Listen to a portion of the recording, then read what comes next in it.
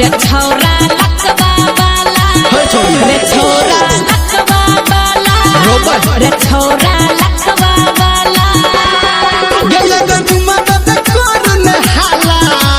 चल चल बोते ना गेले गजुमा दे कोन हाला रे छौरा लकवा वाला रे छौरा लकवा वाला घर को छौरा लकवा वाला चल चल रे छौरा लकवा वाला नहीं मानेगा ना कखनो नहीं माँ गायत्री रिकॉर्डिंग स्टूडियो।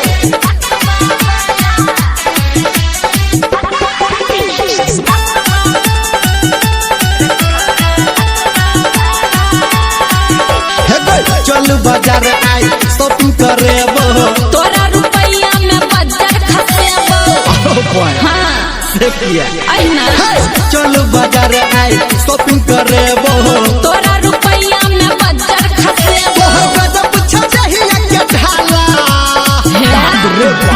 मुंह संभाल के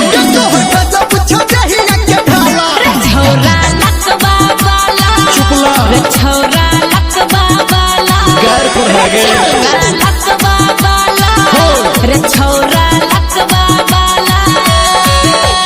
ठीक है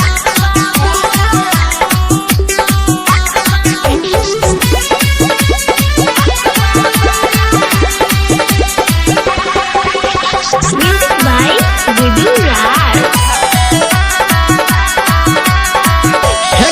एनाने बैठी के तू चल गे रास्ता हमरा पटा लेबे एतेक ने सस्ता की बुझाइ छौ तो चल चल ओए एनाने चल तू बैठी के रास्ता छोरी